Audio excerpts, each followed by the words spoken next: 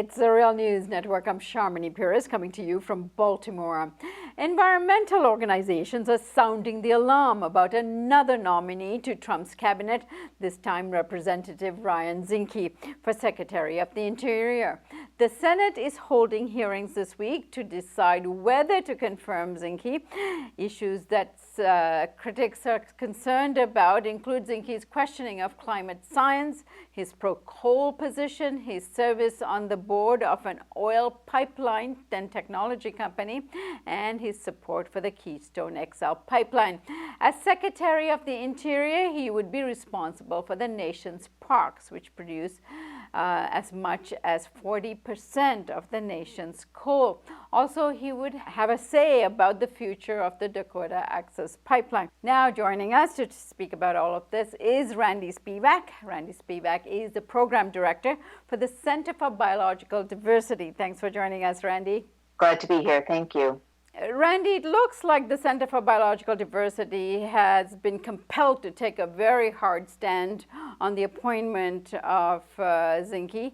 Why are you taking such a stern position?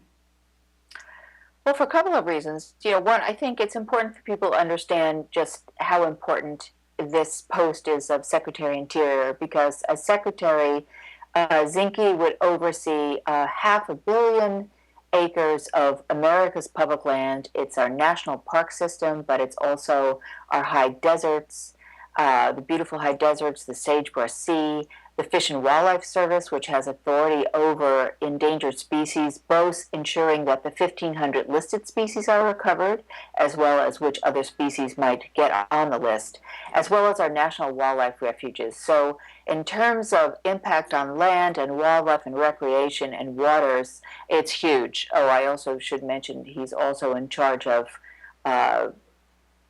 the offshore area of our country, all of our coastal areas, many of which is open to offshore drilling and fracking. So the legacy that this secretary leaves could be one of greatness for future generations, or a tremendous harm. And when we looked at his record, there were several reasons why we took the position, which is we do not think he will have a positive impact. First, for starters, look at his record while he has been in Congress. He's been a congressman just for 2015 and 16, and in the short time he's been in Congress, he voted against the environment, against land, against waters, and against protecting endangered species 97% of the time.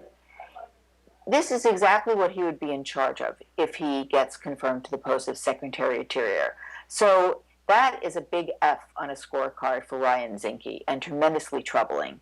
Now, a lot of people have lauded him because Ryan Zinke actually stood up to the Republican Party and it walked out of the convention drafting the party platform that called for selling off America's public lands. Well, that is good for Zinke, but let's face it, that's a pretty low bar. For someone who's being considered as post to run the agency to announce that they are not going to sell off lands, that's a pretty low bar. What is a bit more insidious is that what Zinke is a big champion of is giving states and extractive industries control over our federal lands. In fact, in 2012, he signed a pledge, and it's the Montana Constitutional Governance Pledge. Folks can look it up online. Zinke signed it, and what that pledge simply states is that they will work to undo all of the, quote, bureaucracies that have sprung up and for the unlawful, quote, seizure of our native land. And he talks about the Bureau of Land Management, the Park Service, the Wildlife and Fisheries, in essence, the very agencies that Zinke would oversee. So he signed a pledge pretty much to eviscerate the very agencies he might get to oversee. And what he did say in the hearing is, when questioned on, and it's very disturbing that except for Senator Tester, no other senator questioned him squarely on this issue, not giving away or selling public land. We know his answer to that. And again, it's a low bar. But what is his position on giving the states and corporate interest management over our public lands? And he is for it. He is for it. He pretty much told that to Senator Murkowski. Senator Tester from Montana was the only one who said the first step to selling and giving away our public lands is letting the states manage it.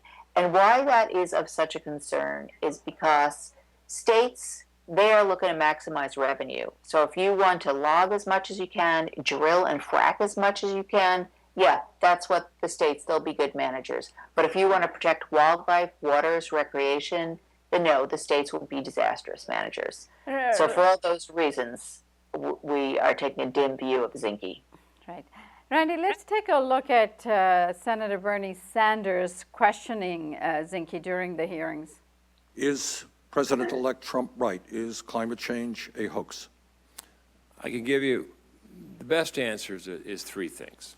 First of all, climate is changing. That's undisputable. I'm from Glacier National Park. And you don't have any more glaciers there, huh? Well, and I've seen glaciers over the period of my time recede. Matter of fact, when my family and I have eaten lunch on Grinnell Glacier, the glacier has receded during lunch. All right, but I have, if you could, Yep. is the president-elect right? Is climate change a hoax? Well, if I can continue, two more points, I'll make it short. The second thing is man has had an influence. I think that's undisputable as well. So climate is changing, man is an influence. I think where there's debate on it is what that influence is, what can we do about it? And as the Department of Interior, I will inherit, if confirmed, the USGS. We have great scientists there. I'm not a climate scientist expert, but I can tell you I will become a lot more familiar with it, and it'll be based on objective science. So Randi, I mean, from the face of things, in terms of that clip of the hearings, it doesn't sound too bad. He's at least admitting to man-made climate change and admitting that the science might actually be right, and also acknowledging that the glaciers are receding. What do you make of that? Well, good for Bernie for forcing him to give an answer, but I think what the question is, what will he do about it as Secretary of Interior? And what he said in the hearing, despite his acknowledgement that man is influencing climate change, he has said he still wants to continue to mine coal, drill and frack fossil fuels on public lands. Looking at traditional sources to make sure we're better at doing that. You have certainly horizontal drilling, fracking. Yeah. Coal, but all the above, I think, is the right approach. When it comes out of the test tube and into fielding, energy needs to be affordable, reliable, and abundant. So what's concerning is that here on the one hand, he admitted that, yep, climate change is real. Yep, man has a hand in doing it. And I'm going to continue what we've been doing, which is to emit emissions from fossil fuel burning. That's a big concern. Now, Randi, your job at your organization is to protect public lands, and you've been doing this this work, and it's preceded the Trump administration coming in. What was your track record in terms of being able to influence the Obama administration on this particular issue? We were definitely making headway on that. We helped catalyze the, people call it the Keep It in the Ground movement, which basically the founding principles of that are, if we're really going to avoid the worst impacts of climate change, we need to keep most fossil fuels in the ground, not just handle emissions reductions at the smokestacks. We need to handle it by keeping in the ground. And we were making tremendous progress.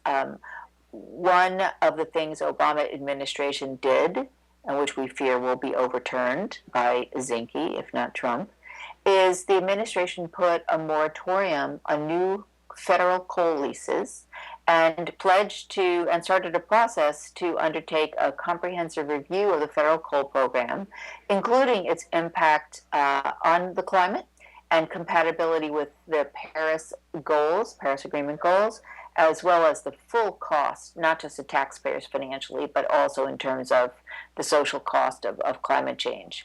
So did President Obama do everything we wanted? No. But did he begin to say we need to keep some fossil fuels in the ground and start the coal moratorium? Yes. And that was very, very good. We were hoping to make more progress on that front, but we'll have to put that on hold for a while. The Center for Biological Diversity obviously has a greater agenda than defeating the Trump administration, who seems to be overwhelmingly in support of the fossil fuel industry. But give us what ideal policy, if you could actually craft it for the Trump administration, may look like. And I'm not asking for a comprehensive plan here, but some of the key things that you would like to see done with the Trump administration that we can all put our support behind and assist you in that process. I think I don't mean to be a pessimist here, but I honestly think it's going to be very difficult. In terms of climate change and fossil fuel extraction and development on public lands and waters, I think the best thing we can do is fight to maintain some of the gains that we did under the Obama administration.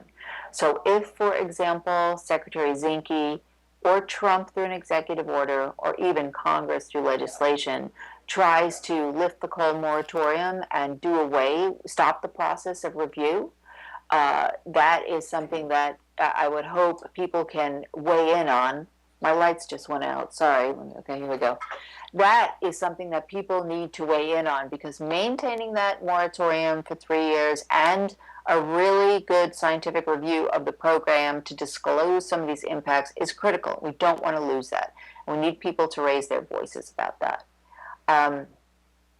Another thing is any land and waters, for example, in the 5-year plan for offshore drilling that were taken off the table by Obama, that is something we can also see lifted. Murkowski was basically goading Ryan Zinke into doing that at the hearing.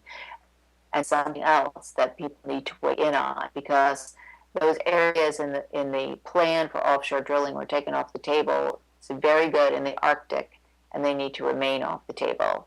In terms of public lands, another thing, I know one's talked about this, but, well, the state, we need to get people to fight to maintain management by the federal agencies.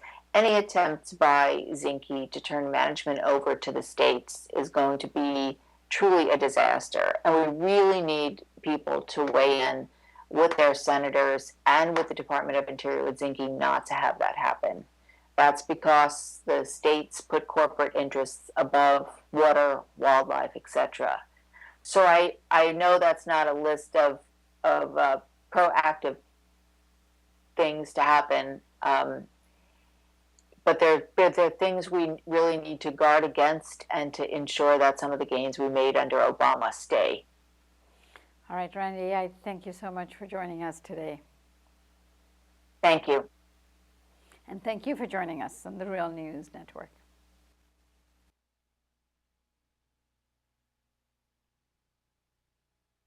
Did I answer your questions?